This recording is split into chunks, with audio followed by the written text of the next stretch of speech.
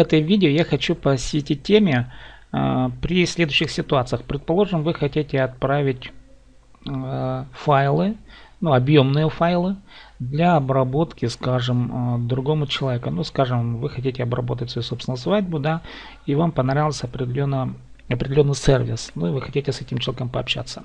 Но эти файлы, свадебные файлы, они очень объемные. 1 час примерно 12 гигабайтов. Это средний объем отснятого видео. Это видео нужно вам куда-то заливать. Лично я пользуюсь сервисом Яндекс, и не только Яндекс. В Яндексе на первое время дают 3 гигабайта диска. Яндекс.Диск, так и называется сервис. Сначала можно получить 3 гигабайта, а потом этот объем можно нарастить до 10 гигабайтов. Но на самом деле иногда Яндекс проводит акции, и можно этот объем даже увеличить до 250 гигабайтов. Да, вот у Яндекса есть такие услуги, и причем это бесплатно. Но это не всем Яндекс определяет такие возможности, а для постоянных пользователей. Но тем не менее это и есть. И вот каким же образом можно разместить файлы, объемные файлы на Яндексе? Конечно, сначала нужно будет открыть почту. Давайте мы сейчас этим и займемся. Завести свой собственный ящик. Жмем на эту кнопку. Предположим, мы сейчас здесь будем это дело обзывать. Надо будет заполнить. Я сейчас приостановлю видео. Когда заполню, потом мы продолжим тему дальше. И вот мы заполнили имя, фамилию прописали, придумали логин. Он понадобится для входа в аккаунт Яндекса. Дальше пишите свои собственные пароли. Можете задать какой-то контрольный вопрос. Там выбор есть. Можете свой собственный вопрос придумать. Ответ на этот вопрос. Так, и дальше можете прописать мобильный телефон. И поставить данные из капчи. Отметить чекбоксом и жмете на кнопку «Зарегистрироваться».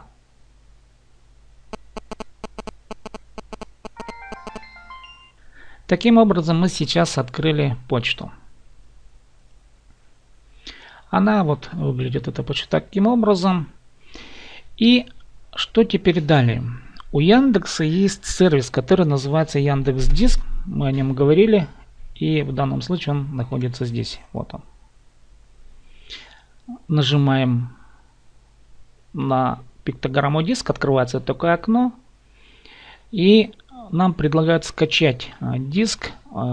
Иначе говоря, у себя в компьютере можно продублировать то, что будет находиться в Яндексе. То есть у вас в компьютере эти же данные можно будет перекачать в Яндекс.Диск.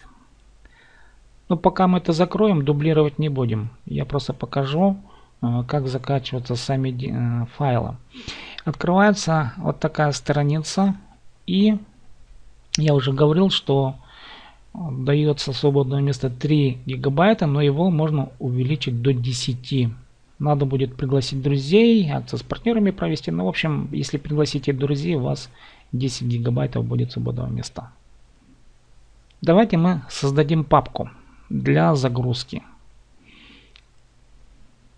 Создаем папку, можем его назвать.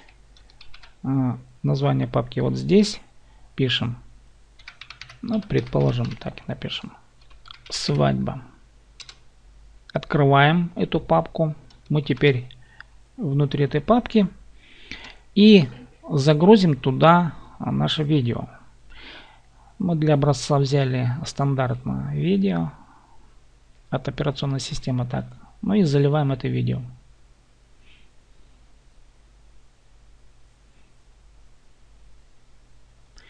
Загрузка завершена. И наш файл вот. Это наш новый файл. И смотрите, когда мы нажимаем на этот файл, у нас справа выскакивает окно. И мы должны активировать ссылку на этот файл путем нажатия кнопки «Включить-выключить». Когда мы активируем, у нас появляется вот эта вот самая ссылка. Копируем ссылку. Ctrl-C, да. И теперь идем на почту. предположим, мы хотим отправить ссылку адресату, и он уже скачает с Яндекса. Пишем письмо, сообщение, обозначим тему, ну и пишем, допустим, пишем сообщение, отправляем файл для скачки.